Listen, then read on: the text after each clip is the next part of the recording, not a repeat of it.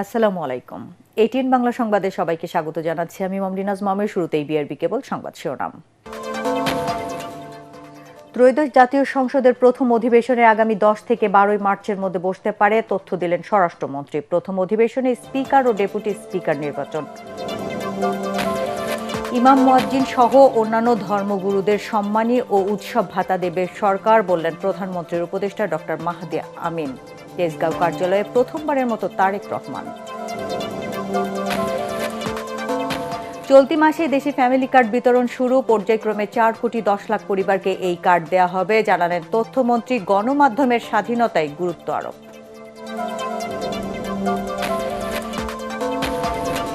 এবং দলীয়করণ ও আত্মীয়করণে অযোগ্য মানুষদের দায়িত্ব দিয়ে দেশের সর্বনাশ করেছে আওয়ামী লীগ, মন্তব্য প্রধানমন্ত্রীর রাজনৈতিক উপদেষ্টা নজরুল ইসলাম খানের। শুনছিলেন বিআরবি কেবল সংবাদ শিরোনাম, এবার বিস্তারিত। ত্রয়োদশ জাতীয় সংসদের প্রথম অধিবেশন আগামী 10 থেকে 12 মার্চের মধ্যে বসতে পারে বলে জানিয়েছেন স্বরাষ্ট্রমন্ত্রী সালাউদ্দিন আহমেদ। শনিবার গণমাধ্যমকে এই তথ্য জানিয়ে তিনি বলেন, নতুন সংসদের প্রথম অধিবেশনে স্পিকার ও ডেপুটি স্পিকার নির্বাচন করা হবে। একই সাথে অন্তর্বর্তী সরকারের সময় জারি করা অধ্যাদেশগুলো এই অধিবেশনে উপস্থাপন করা হবে, আনা হবে শোক প্রস্তাবও। স্বরাষ্ট্রমন্ত্রী আরও বলেন, ইতিমধ্যে ত্রয়োদশ জাতীয় সংসদের সংসদ নেতা হিসেবে বিএনপির চেয়ারম্যান তারেক রহমান এবং বিরোধী দলীয় নেতা হিসেবে জামায়াতে ইসলামের আমির শফিকুর রহমান নির্বাচিত হয়েছেন। 12 ফেব্রুয়ারির নির্বাচনের গেজেট প্রকাশের পর 30 দিনের মাঝে সংসদ অধিবেশন বসার বাধ্যবাধকতা রয়েছে। প্রধানমন্ত্রী তারেক রহমানের পরামর্শে অধিবেশন আহ্বান করবেন রাষ্ট্রপতি মোহাম্মদ শাহাবুদ্দিন। বাস্তবায়নের অংশ হিসেবে ইমাম মুয়াজ্জিন সহ অন্যান্য ধর্মগুরুদের সম্মানী ও উৎসব ভাতা দেবে সরকার। তেজগাঁও প্রধানমন্ত্রীর কার্যালয়ের সামনে প্রধানমন্ত্রীর উপদেষ্টা ডক্টর মাহদি আমিন সাংবাদিকদের এই তথ্য জানান। কত টাকা সম্মানী ভাতা দেয়া হবে সে বিষয়ে জানতে চাইলে তিনি বলেন, এ বিষয়ে আন্তঃমন্ত্রণালয়ের বৈঠকে চূড়ান্ত সিদ্ধান্ত হবে। এর আগে মন্ত্রিপরিষদ কক্ষে প্রধানমন্ত্রীর সভাপতিত্বে ধর্মীয় ও সামাজিক সম্প্রীতি বিষয়ক এক সভা অনুষ্ঠিত হয়। মনির হোসেন তপ্পুর রিপোর্ট। দায়িত্ব নেয়ার পর প্রথমবারের মতো রাজধানীর তেজগাঁও কার্যালয়ে অফিস করেছেন প্রধানমন্ত্রী তারেক রহমান। কার্যালয়ে পৌঁছালে প্রধানমন্ত্রীর মুখ্য সচিব ABM আব্দুস সাত্তার ও অতিরিক্ত প্রেস সচিব আতিকুর রহমান রুমন তাকে স্বাগত জানান। মূল ভবনে প্রবেশের আগে সাবেক প্রধানমন্ত্রী বেগম খালেদা জিয়া সরকারের সময় দায়িত্ব পালনকারী কর্মকর্তা কর্মচারীদের সঙ্গে কুশল বিনিময় করেন তারেক রহমান। পরে কার্যালয় চত্বরে স্বর্ণচাপা ফুলের চারা রোপণ করেন তিনি। এ সময় প্রধানমন্ত্রীর প্রতিরক্ষা উপদেষ্টা অবসরপ্রাপ্ত brigadier general doctor AKM Shamsul Islam সহ অন্য কর্মকর্তারা উপস্থিত ছিলেন। কর্মদিবস হিসাবে তিনি কাজ করলো, আজকে কিন্তু ছুটির দিন ছিল। এই দিবসেও তিনি কাজ করেছেন এবং গত নির্বাচনের আগে বাংলাদেশের জনগণের জন্য উনি কি কাজ করবেন, দলের কি ম্যানিফেস্টো, বাংলাদেশের মানুষের জীবন মান উন্নয়নে ওনার কি কর্মসূচি, এই কর্মসূচি কীভাবে বাস্তবায়ন করা যায়, এই বিষয়গুলো নিয়ে উনি সারাক্ষণ কথা বলেছেন। ভিআইপি বলতে আমরা যে জিনিসটা দেখতাম আগে, সেখান থেকে সম্পূর্ণ ভেঙে এসে এখানে ঢুকার আগে ট্রাফিক সিগন্যালও ছিলেন, দীর্ঘক্ষণ সেখানে অপেক্ষা করেছেন, অফিসে ঢুকার আগে একটি বৃক্ষরোপণ করেছেন। এরপর তারেক রহমান মহান শহীদ দিবস ও আন্তর্জাতিক মাতৃভাষা দিবস 2026 উপলক্ষে বিশেষ ডাকটিকিট উন্মোচন করেন। পরে মন্ত্রিপরিষদ কক্ষে প্রধানমন্ত্রীর সভাপতিত্বে ধর্মীয় ও সামাজিক সম্প্রীতি সুদৃঢ়করণ বিষয়ক এক সভা অনুষ্ঠিত হয়। সংবাদ সম্মেলনে জানানো হয়, নির্বাচনী প্রতিশ্রুতি বাস্তবায়নে বেশ কিছু দিক নির্দেশনা দিয়েছেন তারেক রহমান। মাননীয় প্রধানমন্ত্রী আলোচনা করেছিলেন আমাদের একটি নির্বাচনী প্রতিশ্রুতি, যেটি বিভিন্ন মসজিদের সম্মানিত খতিব সাহেব, সম্মানিত ইমাম সাহেব এবং সম্মানিত মুয়াজ্জিন সাহেব সহ অন্যান্য ধর্মের যারা রয়েছেন সেসব ধর্মগুরুদের জন্য আমাদের একটা প্রতিশ্রুতি ছিল যে মাসিক সম্মানী এবং উৎসব ভাতা প্রদান করা হবে। এবং মাননীয় প্রধানমন্ত্রীর নির্দেশে একটি সিদ্ধান্ত গৃহীত হয়েছে যে ইনশাআল্লাহ এই ঈদের আগেই আমরা এটি পর্যায়ক্রমে শুরুর যে প্রস্তুতি সেটি সম্পন্ন করে কিছু কিছু জায়গায় ইনশাআল্লাহ সম্মানিত খতিব সাহেবদের, ইমাম সাহেবদের এবং মুয়াজ্জিন সাহেবদেরকে একটি সম্মানী প্রদান করব ইনশাআল্লাহ। ঈদ উল ফিতরের আগেই প্রাথমিকভাবে কয়েকটি এলাকায় এবং পরে পর্যায়ক্রমে সারা দেশে এ সম্মানী ও উৎসব ভাতা চালু করা হবে বলেও জানান প্রধানমন্ত্রীর উপদেষ্টা ডক্টর মাহদি আমিন। পরবর্তীতে এই বিষয়ে অবহিত করবে। তবে আমরা মনির হোসেন তপু, ATN বাংলা, ঢাকা। চলতি মাসে দেশে ফ্যামিলি কার্ড বিতরণ শুরু এবং 4,10,00,000 পরিবারকে পর্যায়ক্রমে এই কার্ড দেওয়া হবে বলে জানালেন তথ্য ও সম্প্রচার মন্ত্রী জহিরুদ্দিন স্বপন। বরিশাল শিল্পকলা একাডেমিতে মহান 21শে ফেব্রুয়ারি ও আন্তর্জাতিক মাতৃভাষা দিবসে জেলা প্রশাসনের আলোচনা সভায় তিনি কথা বলেন। তথ্যমন্ত্রী জানান, যে কোনো পরিকল্পনা বাস্তবায়নে গণমাধ্যমকে স্বাধীনভাবে কাজ করতে দিতে হবে, না হলে একটি দেশে গণতন্ত্র টেকসই হতে পারে না।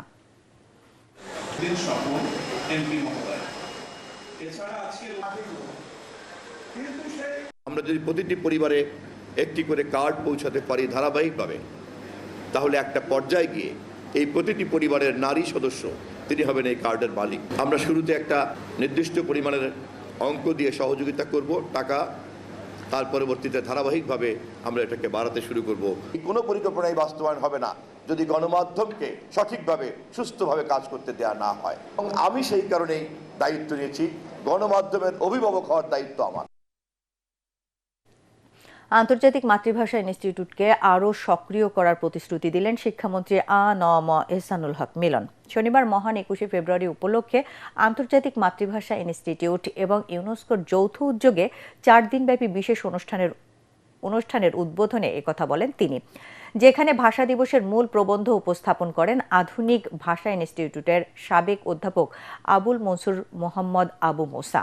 এছাড়াও অনুষ্ঠানে বক্তব্য রাখেন ইউনেস্কোর ঢাকা হেড অব এডুকেশন নরিহিদে ফুরুকোয়া, শিক্ষা মন্ত্রণালয়ের সচিব রেহানা পারভিন এবং ইনস্টিটিউটের পরিচালক অধ্যাপক ডক্টর মোহাম্মদ আসাদুজ্জামান।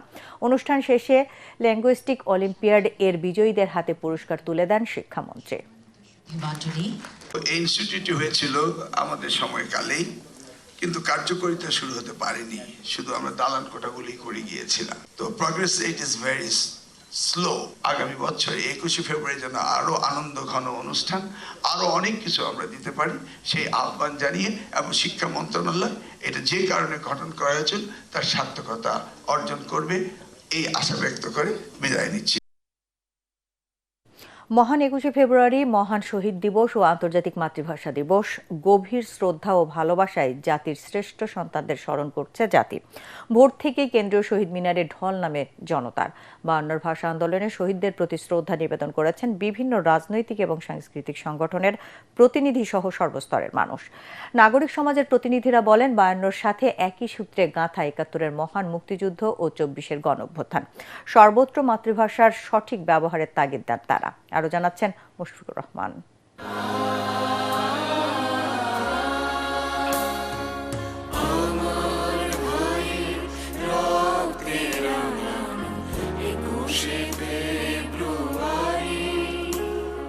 ফুল হাতে খালি পায়ে প্রভাত ফেরির মিছিল, পরনে শোকের পোশাক, কণ্ঠে ভাই হারানোর আহাজারি। আমার ভাইয়ের রক্তে রাঙানো 21শে ফেব্রুয়ারি, আমি কি ভুলিতে পারি? মাতৃভাষার জন্য রাজপথে প্রাণ দেয়ার দৃষ্টান্ত পৃথিবীতে প্রথম তৈরি করেন বাংলা মায়ের সন্তানেরা। তাই তো 74 বছরে এসেও তাদের শ্রদ্ধা ভরে কৃতজ্ঞতা জানাতে কেন্দ্রীয় শহীদ মিনারে ঢল নামে নানা জাতি, বয়স ও শ্রেণী পেশার মানুষের। বাংলা ভাষায় কথা বলতে পারি, আমার যে মনের ভাব প্রকাশ করতে পারি, এটাই আমার কাছে 21। রফিক জব্বার, সালাম বরকত জব্বার, তাদেরকে আমরা ভুলতেই বসেছি। আমরা আমাদের ভাষাটাকে সংরক্ষণ করি, বিকৃত হতে না দেই। পরবর্তী প্রজন্মকে নিয়ে আসছি যে ওদের ভিতরে এই 21-এর চেতনাটা জাগুক, ওরা সঠিক ইতিহাসটা জানুক। I found it very touching, a lot of people here, a lot of flowers, very colorful. It's very, very interesting and I like it. রাজনৈতিক সাংস্কৃতিক দল, সরকারি বেসরকারি সংস্থার প্রতিনিধি, স্কুল কলেজ বিশ্ববিদ্যালয়ের শিক্ষক শিক্ষার্থী কিংবা নাগরিক সমাজের প্রতিনিধিরা স্মৃতির মিনারে আসেন 21-এর চেতনায় দেশ গড়ার প্রত্যয় নিয়ে। বলেন, 52-ই অনুপ্রেরণা জুগিয়েছে 71-এর মুক্তিযুদ্ধ, 90 এবং 24-এর গণ অভ্যুত্থানে। এখনো বাংলা ভাষার চর্চা আমরা সর্বস্তরে ছড়িয়ে দিতে পারিনি এবং চর্চার বিষয়, এটি মনে ধারণ করার বিষয়। সংস্কৃতি চর্চার অবাধ এবং মুক্ত পরিবেশ নিশ্চিত করতে হবে। দুর্নীতি এবং ধর্মান্ধতা 21-এর চেতনার পরিপন্থী। ভাষার জন্য বাংলার দামাল ছেলেদের রক্তদান স্বীকৃতি পেয়েছে বিশ্ব পরিমণ্ডলে। যাদের আত্মত্যাগে অর্জিত হয়েছে এমন গৌরব, তারা চিরকাল স্মরণীয় হয়ে থাকবে প্রতিটি বাঙালির হৃদয়ে। মাথা নত না করার আপোষহীন 21-এ আবারও প্রভাত ফেরির মিছিল এসেছে। শ্রদ্ধাঞ্জলির ফুল হাতে শহীদ মিনারে আজ নানা বর্ণ, নানা শ্রেণী পেশার মানুষের ঢল। তবে শুধু 21শে ফেব্রুয়ারিতে নয়, সালাম, বরকত, রফিক, জব্বারদের চর্চা হোক সারা বছর জুড়ে। বিদেশি ভাষার সাথে রক্তে কেনা বাংলা ভাষার সংমিশ্রণ বন্ধ হোক, নিজস্ব বৈশিষ্ট্য নিয়ে সগৌরবে টিকে থাকুক বিশ্বের সকল ভাষা, এমনটাই প্রত্যাশা শহীদ মিনারে শ্রদ্ধা নিবেদন করতে আসা সকল মানুষের। মুশফিকুর রহমান, ATN বাংলা, ঢাকা। এদিকে 21-এর চেতনায় বৈষম্যহীন সমাজ গড়ার প্রত্যয় জানিয়েছেন বিভিন্ন রাজনৈতিক দলের নেতারা। তারা বলছেন 21 শুধু ভাষার আন্দোলনই ছিল না, ছিল সব বৈষম্যের বিরুদ্ধে প্রতিবাদ। নতুন বাংলাদেশ গড়তে ঐক্যবদ্ধভাবে কাজ করার তাগিদও দেন অনেকে। সাজ্জাদ জাহানের রিপোর্ট। বাংলাদেশ জাতীয়তাবাদী যুবদল ভাষা শহীদদের প্রতি শ্রদ্ধা জানাতে স্মৃতির মিনারে নামে জনস্রোত। নানা শ্রেণী পেশার মানুষ, সংগঠন ও প্রতিষ্ঠানের পক্ষ থেকে শ্রদ্ধা জানাতে আসেন শহীদ মিনারে। ভোর থেকেই রাজনৈতিক দল ও সামাজিক সাংস্কৃতিক সংগঠনের পক্ষ থেকে শ্রদ্ধা জানাতে আসা মানুষের দীর্ঘ লাইন তৈরি হয় শহীদ মিনার অভিমুখে। আগামীর বাংলাদেশ গড়তে সবাইকে ঐক্যবদ্ধ হয়ে কাজ করার তাগিদ দেন অনেকেই। সবগুলো আন্দোলনে তো আসলে শহীদ মিনারের একটা তার জায়গা থেকে একটা গুরুত্বপূর্ণ ভূমিকা ছিল। সকল দল, মত, পথ সবাই ঐক্যবদ্ধভাবে আগামীতে এই দেশকে আমরা সামনের দিকে এগিয়ে নিয়ে যাব। স্বাধীনতা এত বছর পরেও এই ভাষা আমাদের শক্তির, সাহসের, মর্যাদার সঙ্গে দাঁড়িয়ে থাকবে। সকল জাতিগোষ্ঠীর মাতৃভাষাকে যাতে আমরা শ্রদ্ধা করি, এই বাংলাদেশকে আমরা বহু সংস্কৃতি, বহু ভাষার একটা দেশ হিসেবে যাতে প্রতিষ্ঠা করতে পারি। বিএনপি মহাসচিব ও স্থানীয় সরকার মন্ত্রী মির্জা ফখরুল ইসলাম আলমগীর শ্রদ্ধা নিবেদন শেষে বলেন, ফ্যাসিস্ট শাসন আমলের জাতাকলে 21 ছিল অবরুদ্ধ। অর্থনীতিকে সংগত করা, আমাদের রাজনীতিকে আরো সংগত করা, এই কাজগুলো আমরা 21-এর চেতনাকে ধারণ করতে সক্ষম হব বলে আমি বিশ্বাস করি। 52 ভাষা আন্দোলনের পথ ধরে যে অর্জিত হয় মহান স্বাধীনতা, তাই উঠে আসে রাজনৈতিক নেতাদের কণ্ঠে। আমরা বাংলাদেশকে একটি গণতান্ত্রিক, একটি মুক্ত, একটি স্বাধীন সার্বভৌম রাষ্ট্র হিসেবে সবসময় গড়ে তুলতে চেয়েছি। আমরা আজকে একটা স্বাধীন দেশ, সুন্দর দেশ আমরা যেন গড়তে পারি। সাদা কালো পোশাক, হাতে বর্ণিল পুষ্পস্তবক আর কণ্ঠে 21-এর অবিনাশী গানে মুখর হয়ে ওঠে শহীদ মিনার প্রাঙ্গণ। এভাবেই চির অম্লান হয়ে থাকবে মহান 21। সাজ্জাদ জাহান, ATN বাংলা, ঢাকা। এবারও আন্তর্জাতিক মাতৃভাষা দিবস ও শহীদ দিবসে আজিমপুর কবরস্থানে ভাষা শহীদদের কবরে শ্রদ্ধা জানায় বিভিন্ন রাজনৈতিক দলের নেতাকর্মী ও সামাজিক সাংস্কৃতিক সংগঠনের প্রতিনিধিরা। এদিন ভোরে শহীদদের কবরে ফুল দিয়ে শ্রদ্ধা জানায় ঢাকা বিশ্ববিদ্যালয় কর্তৃপক্ষ। ভাষা শহীদ জব্বার, শফিউর রহমান, আবুল বরকত ও শহীদ মিনারের স্থপতি শিল্পী হামিদুর রহমানের কবর জিয়ারত ও ফুল দিয়ে শ্রদ্ধা জানায় সর্বস্তরের মানুষ। ভাষা সংগ্রামটা আমাদের অস্তিত্বের সংগ্রাম, আমাদের গৌরবের সংগ্রাম। আজকে সারা বিশ্বব্যাপী এই দিবসটি আন্তর্জাতিক মাতৃভাষা দিবস হিসেবে পালিত হয়। ভাষা শহীদদেরকে স্মরণ করতে আসছি, শ্রদ্ধা করতে আসছি। ভাষা আন্দোলনের মধ্যে দিয়ে আমরা বাংলা ভাষাটা অর্জন করতে পেরেছি এবং আমাদের বাংলাদেশটা পেয়েছি। এখানে আমাদের ভাষা শহীদদের সমাধি রয়েছে এবং ভাষা সাধকদের সমাধি রয়েছে, যারা আমৃত্যু ভাষার জন্য কাজ করেছে। তাদের যে অবদান, সেই অবদানের সূত্র ধরেই কিন্তু আজকের বাংলাদেশ। দলীয় আত্মীয়করণের অযোগ্য মানুষদের দায়িত্বে বসে আওয়ামী লীগ সরকার দেশের সর্বনাশ করে গেছে বলে মনে করেন প্রধানমন্ত্রীর রাজনৈতিক উপদেষ্টা নজরুল ইসলাম খান। রাজধানীর FDC-তে ডিবেট ফর ডেমোক্রেসিতে নির্বাচনী বিতর্ক প্রতিযোগিতার পুরস্কার বিতরণ অনুষ্ঠানে এসব কথা বলেন তিনি। এ সময় প্রতিষ্ঠানটির চেয়ারম্যান হাসান আহমেদ চৌধুরী কিরণ বলেন, দায়িত্ব নিয়ে প্রথম সপ্তাহে সরকার যে বহুমুখী কর্মসূচির বার্তা দিচ্ছে তা ইতিবাচক সূচনার ইঙ্গিত। মিজান শাহজাহানের রিপোর্ট। ATN বাংলায় সম্প্রচারিত সপ্তাহব্যাপী নির্বাচনী বিতর্কে বিজয়ীদের সম্মানিত করতে ডিবেট ফর ডেমোক্রেসির এই আয়োজন। শুরুতে চ্যাম্পিয়ন দল স্টেট ইউনিভার্সিটি অব বাংলাদেশের বিতার্কিকদের হাতে নগদ 2 লাখ টাকা ও ক্রেস্ট তুলে দেন অতিথিরা। রানার আপ দল ইডেন মহিলা কলেজের বিতার্কিকরা গ্রহণ করেন নগদ 1,50,000 টাকা। তৃতীয় স্থানে থাকা তেজগাঁও কলেজ পায় 1 লাখ টাকা। আর শ্রেষ্ঠ বক্তা ইডেন মহিলা কলেজের মাসনুন নাবিলা আলমের হাতে তুলে দেওয়া হয় নগদ 50,000 টাকা ও সম্মাননা স্মারক। আমরা আশা করি পরে প্রধান অতিথির বক্তব্যে প্রধানমন্ত্রীর রাজনৈতিক উপদেষ্টা নজরুল ইসলাম খান বলেন, আওয়ামী লীগের রেখে যাওয়া ধ্বংসস্তূপের উপর দাঁড়িয়ে কাজ করতে হচ্ছে বর্তমান সরকারকে। এদেশের বিভিন্ন প্রতিষ্ঠান ধ্বংস হয়ে গেছে, যতখানি ভেবেছি আমরা তার চেয়েও বেশি। দলীয়করণ, আত্মীয়করণ, দুর্নীতি, অনাচার, অযোগ্য মানুষদেরকে দায়িত্বে দেওয়া, এই সব কিছু মিলিয়েই এই সর্বনাশটা হয়েছে। এটা অতিক্রম করে আমাদের সামনে এগিয়ে যেতে হবে। সরকার ও বিরোধী দল সব অংশীজন সম্মিলিতভাবে কাজ করলে বিগত দুঃশাসনের অগ্নিশিখা নেভানো সম্ভব বলে মনে করেন ডিবেট ফর ডেমোক্রেসির চেয়ারম্যান হাসান আহমেদ চৌধুরী কিরণ। জনাব তারেক রহমান, বিএনপি এবং তার মন্ত্রিপরিষদ ইতিমধ্যে অত্যন্ত গুরুত্বপূর্ণ কতগুলি সিদ্ধান্ত নিয়েছে এবং সেই সিদ্ধান্তগুলোর জন্য আমরা তাদেরকে ধন্যবাদ জানাতে চাই। আজকে একটা ধ্বংসস্তূপের উপর দাঁড়িয়ে কিন্তু বাংলাদেশ জাতীয়তাবাদী দল, বিএনপি সরকারের দায়িত্বভার গ্রহণ করেছে। এটি সরকারের জন্য অত্যন্ত বড় একটা চ্যালেঞ্জ। এই চ্যালেঞ্জ মোকাবেলা করবার জন্য সরকারকে সুশাসন, সরকারকে জনগণের যে ভাষা, জনগণের আশা আকাঙ্ক্ষা, সেগুলি বুঝে কিন্তু তাদেরকে কাজ করতে হবে। বিতর্ককে পাঠ্যপুস্তকে অন্তর্ভুক্ত করার সুপারিশ করেন হাসান আহমেদ চৌধুরী কিরণ। পাশাপাশি বাংলাদেশ টেলিভিশনে বন্ধ হয়ে যাওয়া জাতীয় বিতর্ক অনুষ্ঠানটি আবারও চালুর দাবি জানান তিনি। জবাবে নজরুল ইসলাম খান বলেন, বিষয়টি প্রধানমন্ত্রীর নজরে নিয়ে আসা হবে। মিজান শাহজাহান, এটিএন বাংলা, ঢাকা। চাঁদাবাজিকে কেন্দ্র করে রাজধানীর আদাবর এলাকায় আবির ফ্যাশন নামে একটি এমব্রয়ডারি কারখানায় মালিক ও শ্রমিককে কুপিয়ে আহত করেছে সন্ত্রাসীরা। শনিবার রাতে ঘটনা ঘটে। এতে অন্তত 3 জন আহত হয়েছেন। তাদের একজনকে আশঙ্কাজনক অবস্থায় সোহরাওয়ার্দী হাসপাতালে ভর্তি করা হয়। পরে চাঁদাবাজি ও ছিনতাই বন্ধে মোহাম্মদপুর থানা ঘেরাও করে বিক্ষুব্ধ জনতা। সেনাবাহিনী এসে পরিস্থিতি নিয়ন্ত্রণে আনে, আরও জানাচ্ছেন জেমস হামিম।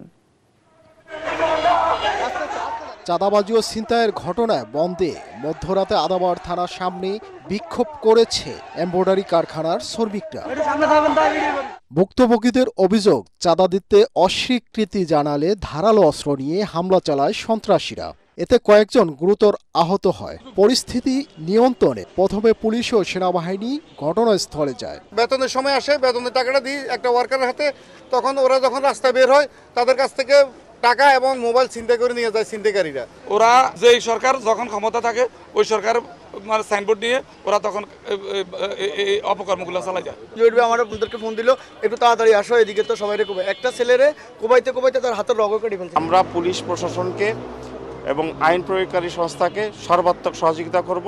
পুলিশ জানায়, স্থানীয় কিশোর গ্যাং ও চাঁদাবাজদের দমনে টহল জোরদার করা হয়েছে। আমরা কাজ করতেছি, অপরাধী যেই হোক তাকে আমরা আইনের আওতায় আনবো। ব্যবসায়ীরা যে কোনো ইনসিডেন্ট আমাদেরকে সাথে সাথে জানাবে।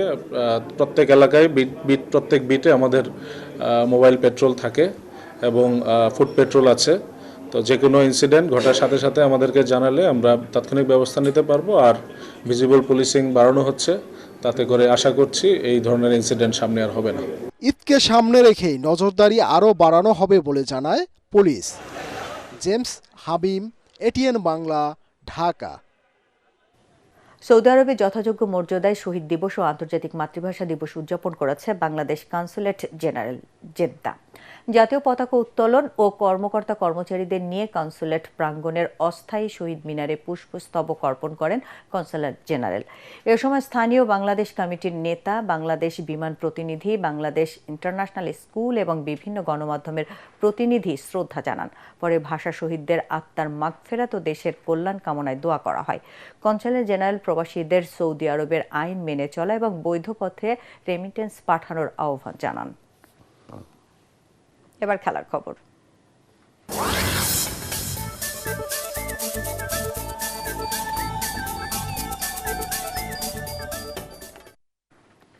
নির্ধারিত সময়ে টস হয়েছিল ঠিকই, কিন্তু তখনই শুরু হয় বৃষ্টি।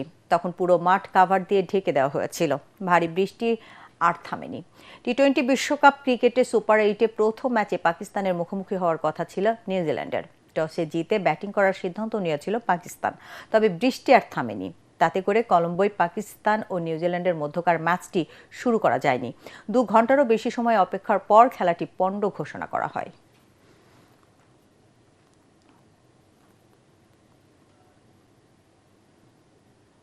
শেষ করার আগে বিআরবি কেবল সংবাদ শিরোনাম আরেকবার। ত্রয়োদশ জাতীয় সংসদের প্রথম অধিবেশন আগামী 10 থেকে 12 মার্চের মধ্যে বসতে পারে, তথ্য দিলেন স্বরাষ্ট্রমন্ত্রী। প্রথম অধিবেশনে স্পিকার ও ডেপুটি স্পিকার নির্বাচন।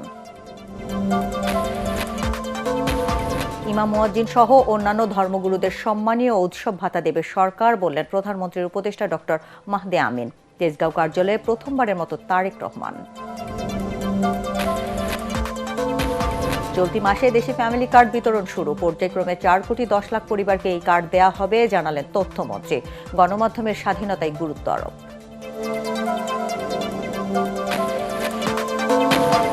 এবং দলীয়করণ ও আত্মীয়করণে অযোগ্য মানুষদের দায়িত্ব দিয়ে দেশের সর্বনাশ করেছে আওয়ামী লীগ, মন্তব্য প্রধানমন্ত্রীর রাজনৈতিক উপদেষ্টা নজরুল ইসলাম খানের।